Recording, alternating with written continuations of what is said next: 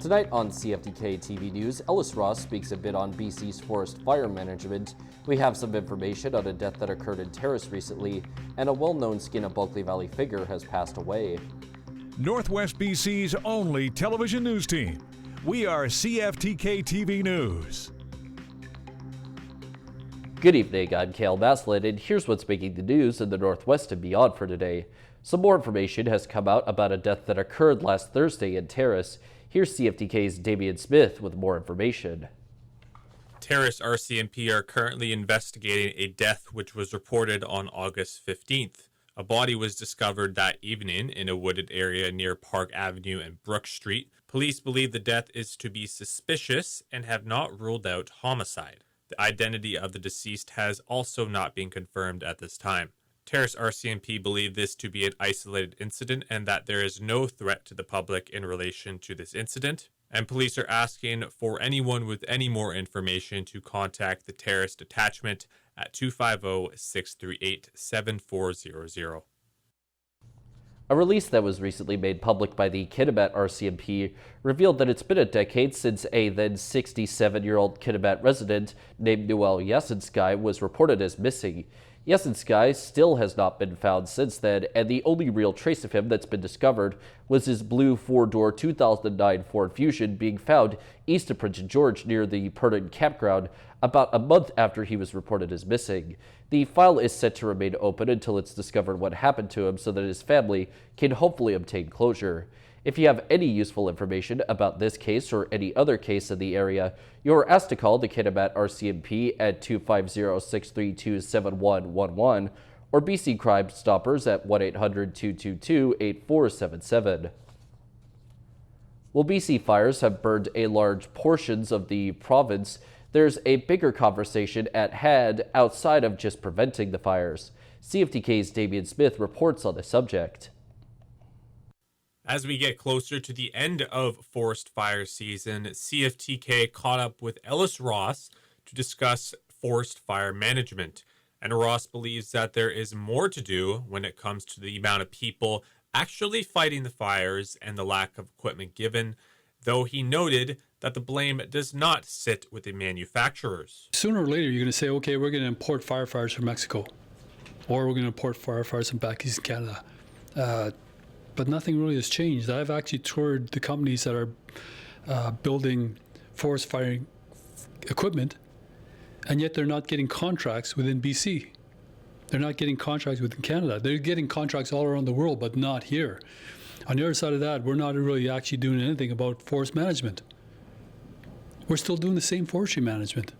In 2023, it was reported from the BC government that it was the most destructive in the province's history, burning almost 3 million hectares and evacuating tens of thousands of residents. It can't just be a fire buffer zone because fires jump. They can jump across lakes. I mean, if the wind's right, they can jump across lakes, rivers. We can actually water down the areas around outside our communities. We need to take a different look at forest fighting. We need to take a different look at forest management if we're going to actually think about how do we realistically protect our communities and our people in the future.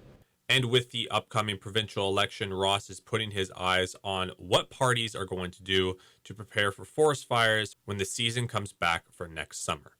I mean, now we got the government saying, oh, we're going to incorporate local knowledge. We're going to actually utilize all the resources in the communities. Well, I haven't seen it.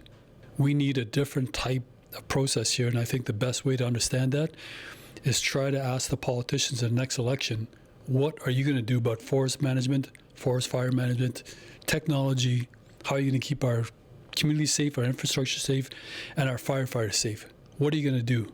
Because right now, what we're doing is not working. From CFTK, I'm Damian Smith. A well-known public figure in the Skeena Bulkley Valley recently passed away. Here's CFTK-TV's Jaylene Matthews on the legacy of Dennis McKay. I think I heard the members suggest that maybe we should shut down the logging industry as well and put those people out of work that are actually keeping their families fed, keeping a roof over their head, and keeping the banker away from taking back the equipment that they actually operate to make that dollar as they move the wood offshore. I don't support that in good times. As reads from his obituary, Dennis McKay was born in Edmonton, Alberta on March 23, 1942. He served 28 years as an RCMP officer, from which he received a commendation and a long service medal. He also served 2 years with the Musical Ride. Upon retirement from RCMP, he served as a coroner and a licensed public investigator. McKay's final career was serving as MLA for 8 years for the Bulkley Valley-Skatine region from 2001 to 2009. During this time, he received the Queen's Medal for Public Service.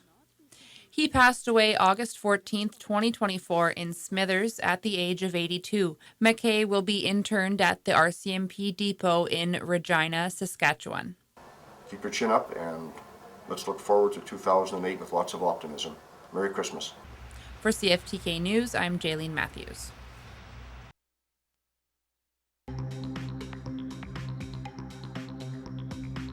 Coming up next, the annual UBCM convention is coming up before long.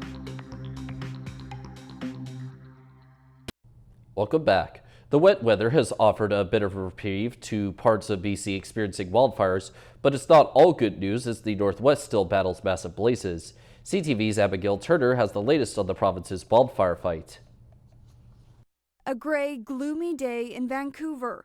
Hard to picture that more than 350 wildfires are still burning across BC, 9 of them sparking within the last 24 hours. Despite making progress on many fires, we are still in the core wildfire season and we must remain vigilant. A cool, wet spell across the southern interior has given some reprieve to the Shetland Creek and Calcite Creek fires, both now listed as being held. But in the northwest, the Coria Creek blaze burns out of control. On that fire, there is still some potential, I would say, in terms of increased wildfire activity, as we are seeing less precipitation and some more warmer and windier conditions. Drought conditions still impacting much of the province after a record-breaking low snowpack. We're in a better place than we were last year, but last year was terrible, right? 18 properties are under evacuation order, 1,600 are on alert. So far, the province has spent $483 million on wildfire suppression this year,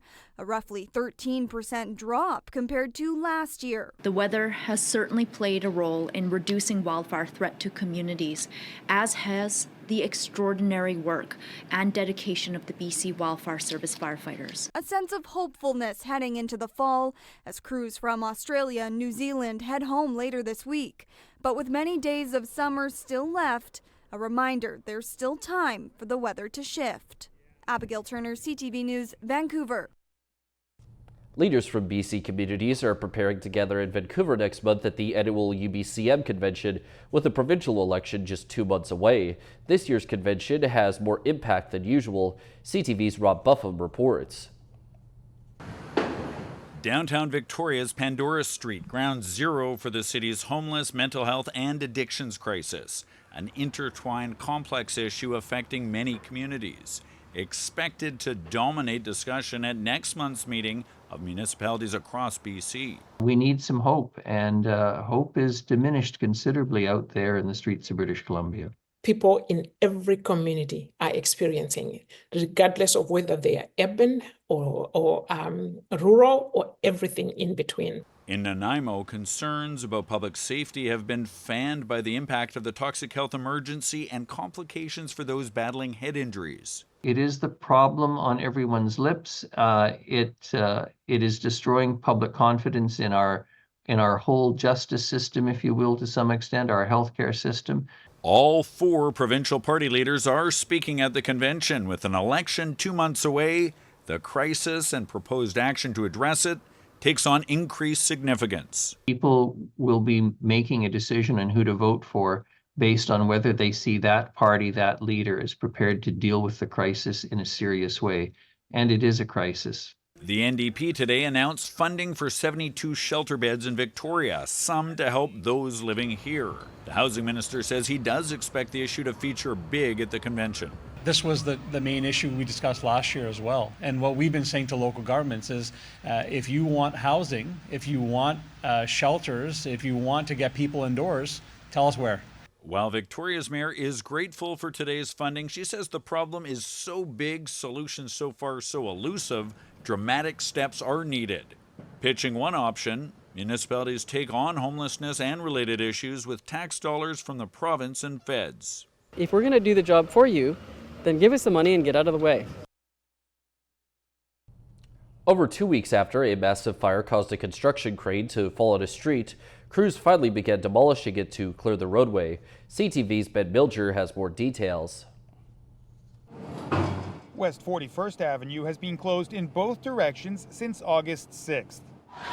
When a fire at a construction site sent a tower crane toppling across all lanes of traffic. It also crushed a house across the street, trapping a man inside.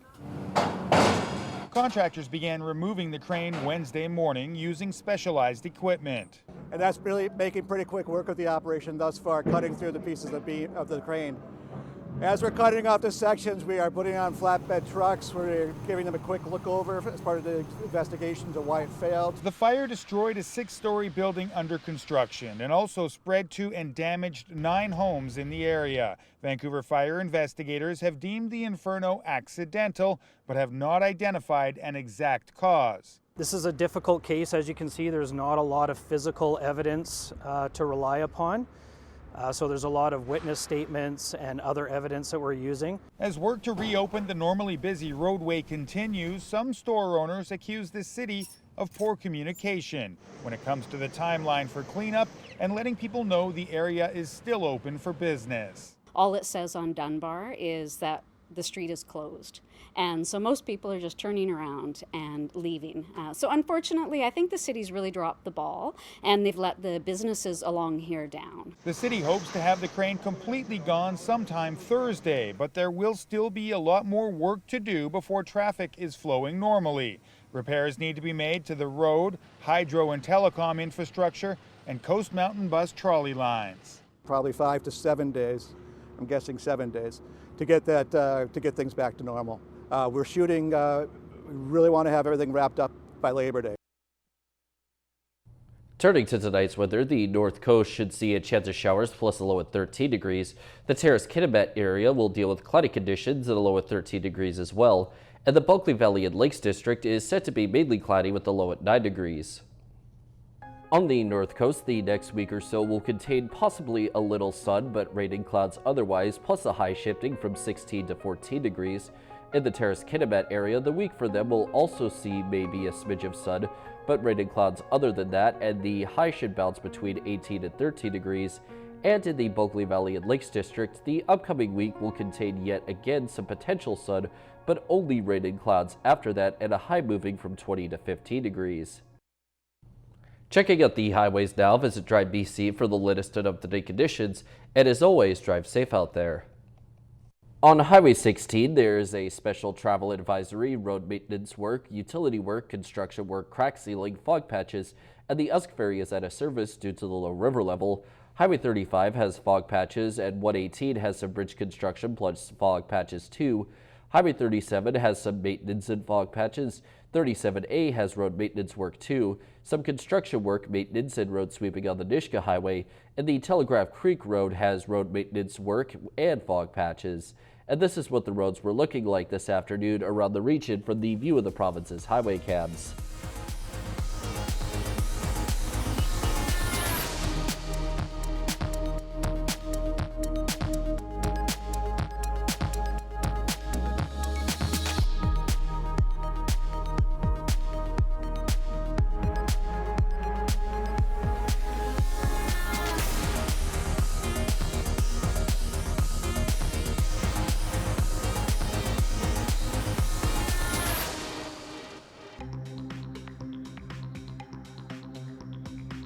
Still to come is a look at a case of police misconduct in Calgary. Welcome back.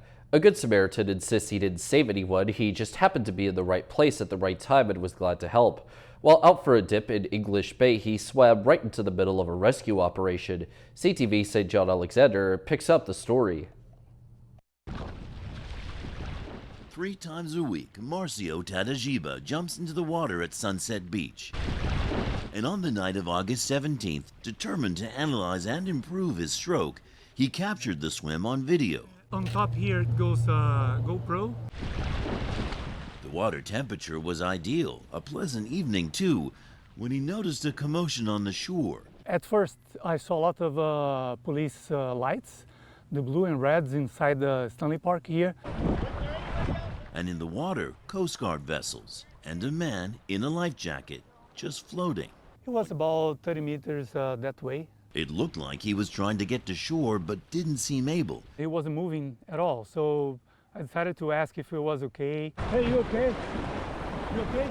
He was, but likely stunned and exhausted. It was hard for rescue boats to reach the man because it's so rocky. Tadajiba told him to hold on to the very board he had mounted his GoPro and helped him in. I was reassuring him and saying, hey, you're doing fine, you're doing great, we're really close. And he was responding. It turns out the man and a friend were on jet skis and got into an accident. Tadajiba says they survived because they did everything right. They weren't going too fast and were wearing life jackets. They're both really happy to be on shore finally. This Good Samaritan also lent them his towel and a jacket. They went to hospital to be checked over and will be reunited with this humble Vancouverite next week. St. John Alexander, CTV News, Vancouver. A Calgary police officer has pled guilty to discreditable conduct after sharing sexual video and images of a woman with his coworkers. The victim, also now a police officer, is speaking out and pushing for a tougher penalty. CTV's Terry Fikowski explains. She can only be identified as AA. In 2018, the woman was in a relationship with Constable Mike Oakey, a member of the Calgary Police Service. I'm still hurting from what he's done. 39-year-old Oakey admitted through an agreed statement of facts that he shared a video of him and the victim having sex, as well as nude pictures of her, to a number of different officers a number of different times between 2018 and 2019. A disciplinary tribunal also heard he knew the victim planned to apply to CPS and she'd likely one day be a colleague, but shared the images anyway. I feel like he's cast a shadow over my lifelong dream of being a police officer. A joint sentencing submission is recommending the 13-year member be suspended without pay for 80 hours. Oakey's lawyer says his client has no history of misconduct and is deeply remorseful, reflected in the guilty plea. But AA, who is now an officer, believes he should be fired. This feels like a slap on the hand to me for something that has frankly turned my life upside down. To attend work every day and know that he's still working in the same environment, that's difficult for my client, and understandably so. This hearing is one of 3 in just 2 days involving officers accused of sexual misconduct. My client's story just seems to be another one in a line of what seems to be a history of them. Experts say the issue of sexual misconduct has plagued law enforcement across Canada, tarnishing their reputation and public trust. On the other side, the fact that we are seeing these hearings indicates that the oversight is working. These complaints are being taken very seriously. They're being professionally investigated. In a statement, CPS says any matter of sexual misconduct is treated with zero tolerance, and the hearing reflects its commitment to hold members accountable. Back to school shopping is getting harder on the wallet as the price of nearly everything keeps increasing.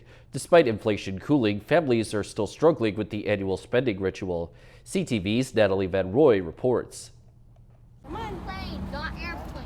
Parents like Ashley Gaye having a hard time back to school shopping this year. Expensive. Probably like the essentials like clothes, shoes. Just went to some shopping at Salvation Army, so that speaks a lot. That's the first time I've ever had to do that. Got some granola bars, we got some cookies. Many things on the list jumping up in price, including snacks and lunch items. Lots of organizing, lots of school buying.